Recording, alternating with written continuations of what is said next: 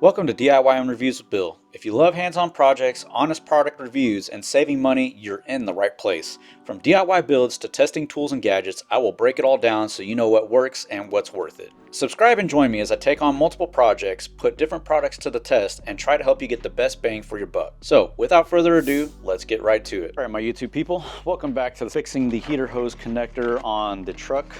So, today, we're gonna see if we can get that other hose that's closest to the passenger door, I guess. See if we can get that one placed, how hard it's going to be, and make sure that we don't have any other failures by putting the upgraded part on there. So in my previous video, I didn't really show close up, but here's the other couple parts. We've got a Dorman 800-403 HP.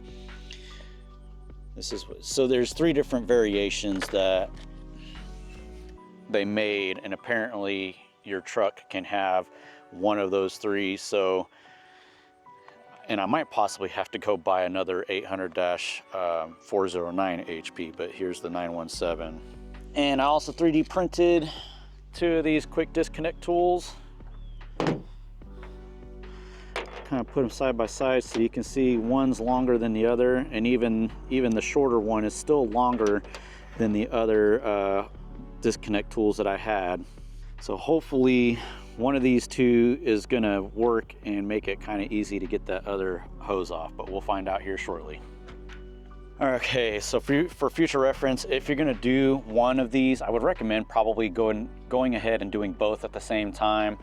Whenever you take one off, I would go ahead and leave it off before you put it back together and try to work on the other one, just to try to maximize the amount of working room you have, because this is a little bit of a tight area to try to get tools in there, and also for visibility purposes and everything.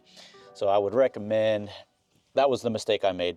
So I would recommend when you take one off, leave it off, then take the other off, and of course reverse order it, put it all back together. But we're gonna see just how hard it is to do only one. Also, in my other video, whenever I put on the hose clamp, this one here, it didn't look like any coolant leaked out. Just know that it may not be the case. Whenever you go to do it, you could potentially lose some coolant, so make sure you have something underneath to catch any coolant that might leak on the ground. We're gonna try the shorter one first and see if that helps with getting it off. Go ahead and clamp this hose, pinch it off, and we're gonna insert one piece at a time.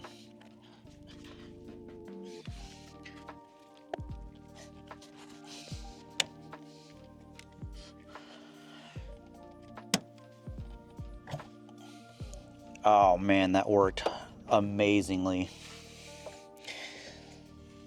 So I literally just shoved it forward, snapped into place, and then I was able to pull the hose right off. That worked like a charm. So I will definitely include the link for the STL file on this. I got it off of, I believe it was MakerWorld, and if it wasn't MakerWorld, then it was Thingiverse. Whichever one it was, I will definitely put a link in the description for it. But highly, highly recommend, if you have a 3D printer, print one off. If you don't, find somebody that does. I don't believe there's gonna be an easy way to get this off. And so I'm pretty sure I'm gonna have to cut this. And that's why I also have the hose clamps. That's why, just in case if I did have to cut something to put in place. Guess we're gonna find out if I'm gonna have to go buy a new hose or not. Hopefully not.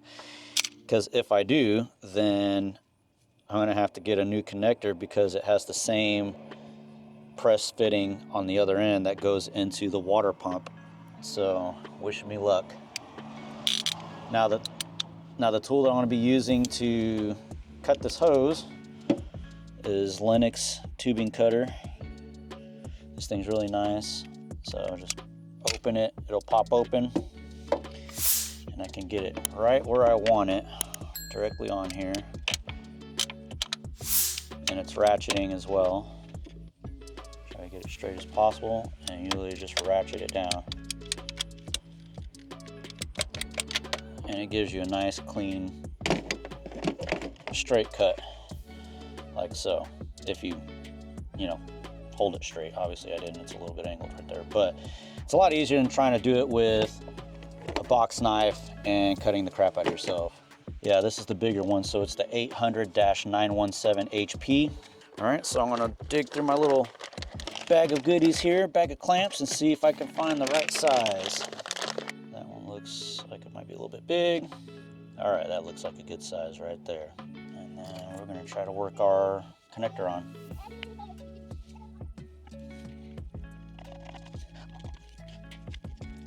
You just wanna press that down in there as far as you can. And now with that in there, it's looking like this hose clamp's gonna be a little small. So let's, I might have to go back to that other one that we had. All right, so that connector is actually proven to be a little bit hard to get out. So I'm gonna do it a different way, just to try to make things a little bit easier. Just gonna loosen this clamp up all the way. So slip it off. And then we're gonna loosen the other one up all the way to slip it on. Also, try to pay attention when the orientation that you're putting this clamp on, because you're gonna wanna be able to have it in a place that you can get either a screwdriver or a socket onto it to tighten it down. I'm just trying to think of which direction that I actually wanna have it. I think I'll have it on the underside here.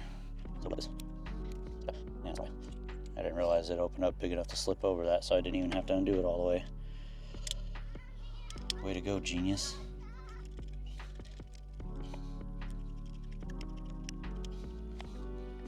And then just be careful with this style of hose clamps. You don't want to tighten them too much, because it can essentially strip out. So just snug. And now, moment of truth, is this even gonna fit? Oh, same thing on this. O-ring, lube it up a little bit with some coolant. I still got some sitting in my manifold down here. All right, and there we go. Popped right on. Take our hose pinch clamp off, and that is it. We've got it on there. And that is how you can replace the other quick disconnect. Just for reference, that is the part that I am talking about that the other end goes to. Right here, it's got that plastic crimp fitting. So if that were to break down here at the water pump, then I'll have to go buy a whole new hose to match the same inner diameter, get a new replacement Y piece for it. And they do make a metal one in that. That might be something that I try to upgrade later on down the road before it has a chance to fail. And if I do, hopefully I'll be able to do a video on that as well. All right, once again, we're gonna start it up and see if we got any leaks.